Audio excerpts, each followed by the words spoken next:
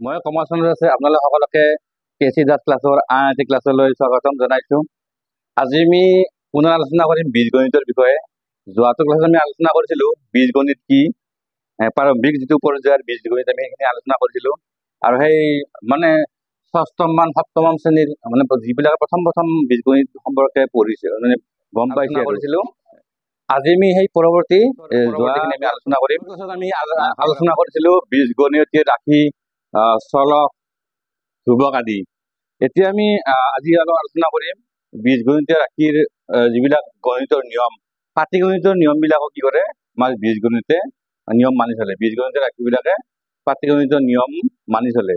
সেই বিষয়ে কিছু আলোচনা কৰিম। যোগৰ ক্ৰম বিনিময় বিধি, এই নিয়মটো পাটিগণিতৰ যিটো নিয়ম সেইটো বীজগণিতীয় ৰাশিও মানি চলে। মানে কি যোগৰ ক্ৰম বিনিময় যদি আমি যদি ক্ৰমৰ 2+3 যদি 5 হয় কি হব, 3+2 কি হব 5 হব।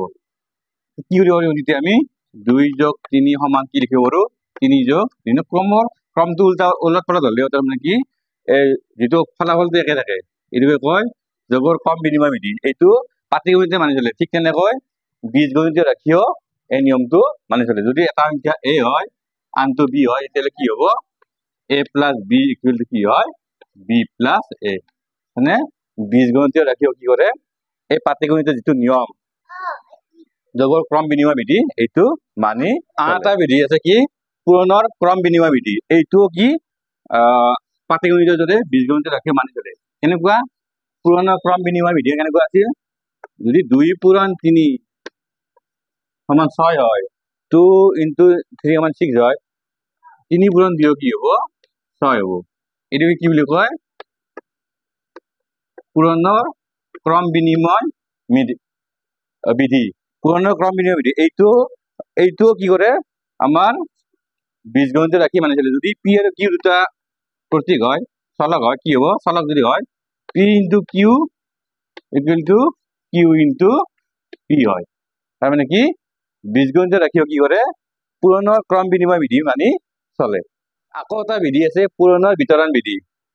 কেনেকুৱা সেইটো আমি অলপ চাইছো। কেনেকুৱা এইটো, যদি আমি এটা পূৰণ কৰিব লগা হয় যে 3 × 21, আমি এইটো এনেকৈ কৰিব পাৰো 3 × 20+1 সমান 21 মানে 20+1। 3 পূৰণ আমি যদি 20 টো আনো যোগ চিন দি 3 × 1 গোটেই কৰি চাও কি হব 60+3 63। আৰু এইটো আমি কি কৰিব পাৰো এনেকৈ কৰিছিলো পূৰণ ডাইৰেক্ট পূৰণ কৰিছিলে কিমান হব 63। এই যিটো বিধি এইখিনিৰ পৰা যিটো আমি এইটো ডাইৰেক্ট কৰিলে এনেকুৱা হব, বহলাই কৰি দিয়া সেই হব। মানে এইখিনিকে কি বুলি কয় বিতৰণ বিধি বুলি কয়। পূৰণৰ বিতৰণ বিধি কেনেকুৱা কি হব এইটো কি পালো 3 পূৰণ যদি এনেকৈ লিখো আমি এইটো এনেকৈ লিখিব পাৰো, কথাটো একে হব। এইটো আমি এনেকৈ লিখিব পাৰো 3 × 20 + 3 × 1। এইটো কি পূৰণৰ বিতৰণ বিধি। এইটো মানি চলে আমি প্ৰমাণ পাই গলো। এনেকৈ কৰি গলে কি হব 63 হব। এইটো কি বুলি কয় পূৰণৰ বিতৰণ বিধি। এই যিটো বিতৰণ বিধি এই বিতৰণ বিধিটো কি কৰে বীজগণিতীয় ৰাশিয়ে মানি চলে। মানে কেনেকুৱা যদি আমি 3টা সংখ্যা লওঁ, ধৰি ললো এই 3টা চলক লওঁ a b c এনেকৈ লৈ ললো, ধৰি আমি এনেকৈ লিখো এই বিতৰণ বিধিটো কেনেকুৱা হব যদি এনেকৈ হয় যে a × b + c ইকুৱেল কি হব বিতৰণ বিধিলে কি হব এইটো a × b + a × c। এইটো কি হয় পূৰণৰ বিতৰণ বিধি। এইটো কি কৰে বীজগণিতীয় ৰাশিয়ে মানি চলে আমাৰ পাটিগণিতৰ দৰে। এতিয়া আমি আলোচনা কৰিম সমীকৰণৰ বিষয়ে। এই সমীকৰণৰ বিষয়ে আলোচনা কৰাৰ আগতে আকৌ এবাৰ আমি চাই লওঁ বীজগণিতীয় ৰাশি আমি কেনেকৈ আমি গঠন কৰিম। লিখা উক্তিৰ পৰা আমি বীজগণিতীয় ৰাশি কেনেকৈ গঠন কৰিম। যদি কয় যে এটা সংখ্যা আছে এটা সংখ্যাতকে 3 ডাঙৰ 3 বেছি, তেতিয়া কি কৰিম যদি সংখ্যাটো আমি 1 ধৰি লওঁ, 100কে 3 বেছি হলে কি লিখিব পাৰিম এইটো বীজগণিতীয় ৰাশি। 100কে 3 বেছি, এটা সংখ্যাতকে 3 বেছি, সংখ্যাটো যদি x হয় এইটো 3 x + 3 এইটো বীজগণিতীয় ৰাশি।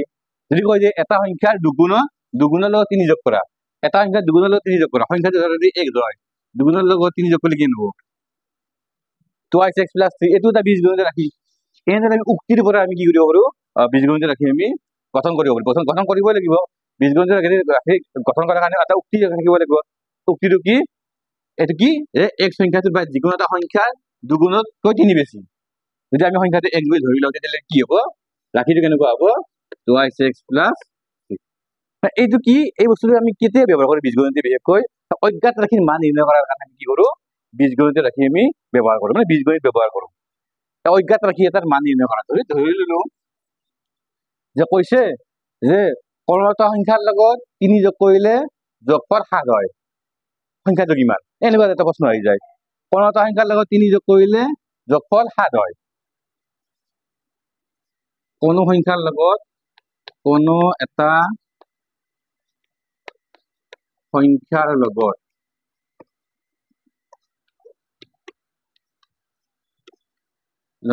3 যোগ কৰিলে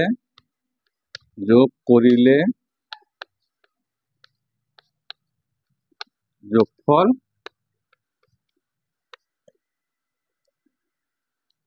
7 হয় এইটো উক্তি দিয়া আছে আৰু যদি ডাইৰেক্ট প্ৰশ্নটো সুধি দিয়ে সংখ্যাটো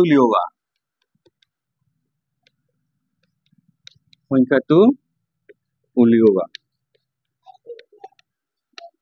আমি একেলগে কৈ যাম মানে এটা একেলগে আমি বীজগণিত ৰাখি গঠনো কৰিম আৰু সমীকৰণৰ বিষয়ে এটা ধাৰণা দিবলৈ চেষ্টা এটা কৰিম আৰু আশা কৰোঁ তোমালোকে বুজি পাবা আৰু বুজি নাপালে কমেণ্টত জনাবা আৰু চেষ্টা কৰিম চেষ্টা কৰি ৰাখিম তোমালোকে যেতিয়ালৈ বুজি নোপোৱা বা মই যদি যেতিয়ালৈ ভালদৰে বুজাই দিব নোৱাৰো কি কৰিলো ধৰিলো এনেকুৱা ক্ষেত্ৰত কি কৰিব লাগিব তুমি কি পাৰি আমি কৰিম বীজগণিত ৰাখি আমি কি কৰিম আমি এইটো সমাধান কৰিবলৈ চেষ্টা কৰিম কেনেকুৱা ধৰণৰ এইটোৰ কাৰণে কোনো এটা সংখ্যাৰ লগত 3 যোগ কৰিলে এইটো কাৰণে আমি কি কৰিব পাৰো বীজগণিত ৰাখি গঠন কৰিব পাৰো আমি ধৰিব পাৰো কি কৰি আমি ধৰা হ'ল সংখ্যাটো x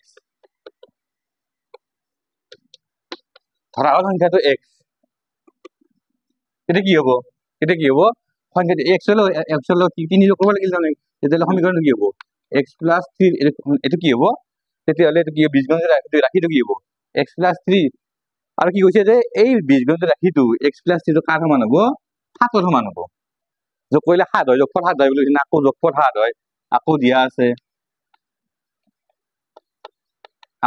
আছে কি আছে আকৌ দিয়া আছে যোগফল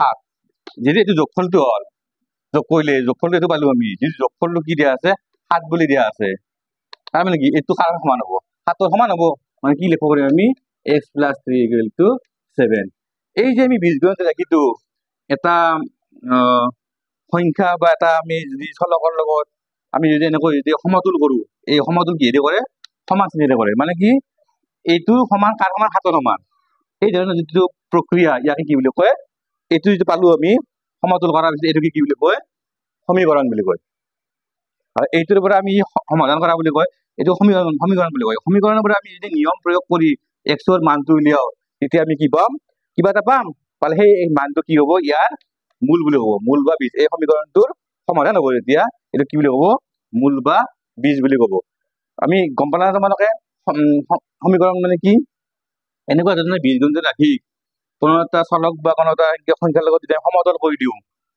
কৰি দিওঁ সমান চিহ্নেৰে তেতিয়াহ'লে এইটোকে কি বুলি কয় সমীকৰণ বুলি কয় মই একেলগে কৈ দিলো বীজগণিত ৰাখি গঠন কৰিলো লগে লগে সমীকৰণ কৰি দিলো যে এইটো যদি আমি উলিয়াব লগা হয় কেনেকৈ কৰিম কি কৰিম x plus 3 মানে x ৰ কি মানৰ কাৰণে এইটো 7 হ'ব আমি যদি চাই লওঁ কি আমি যদি x ৰ জায়গাত 4 বহাই দিওঁ কি পাম 4 যোগ 3 সমান 7 কাৰণ কি x ৰ 7 ৰ কাৰণে কি হ'ব এইটো যিটো সমীকৰণ হ'ব এই সমীকৰণটোৰ মূলটো পাম মূল মানে কি x ইকুৱেল টু কিমান পাম আমি 4 পাম মানে এইটো x টোৰ 4 বহাৰ লগে লগে কি পাম আমি এই মূলটো এই সমীকৰণ দুটা ঠাইত সমান হৈ যাব দুটা মান সমান হৈ যাব এতিয়া এই যিটো x ইকুৱেল টু 4 পালো এইটো কি বুলি কয় এই সমীকৰণটোৰ মূল বুলি কয় মূল বা বীজ বুলি কয় আৰু তোমালোকে মন কৰিছাই কি মন কৰিছা যে এই যিটো সমীকৰণ আছে সমীকৰণ দুটা ভাগ আছে এইটো আছে বাওঁ ভাগ এইটো আছে সোঁ ভাগ আৰু সদায় আমি কি কৰিব লাগিব যেতিয়া আমি x ৰ মানটো উলিয়াম কি হ'ব লাগিব এই বাওঁফাল আৰু সোঁফাল কি হ'ব লাগিব সমান হ'ব লাগিব ইয়াত কি হৈছে ইয়াত 4 উলিয়াৰ লগে লগে x = 4 হোৱাৰ লগে লগে কি হৈছে 4 + 3 = 7 ইভাগে 7 মানে কি এই সমীকৰণটোৰ 20 টো কি হ'ব 20 মানে x ৰ মানটো হ'ব 20 আৰু 20 টো কি হ'ব 4 অলপ বুজিব পাৰিছানে অলপ বুজিব চেষ্টা কৰিছানে বুজিব পাৰিছানে কি এইটো এটা সমীকৰণটোৰ 20 হ'ল 4 আৰু এই সমীকৰণত কি থাকে দুটা ফাল থাকে মাজত এটা সমান চিন থাকে ইভাগে হল সোঁফাল ইভাগে হল বাওঁফাল এৰিছো আৰু পৰৱৰ্তী ক্লাছত আমি আৰু ইয়াৰ বিষয়ে আৰু বেছিকৈ আমি আলোচনা কৰিম আৰু তোমালোকে কিবা মন্তব্য থাকিলে কিবা ক'ব লাগিলে কমেন্ট কৰিবা ভিডিঅ'ৰ তলত আজিলৈ এৰিছো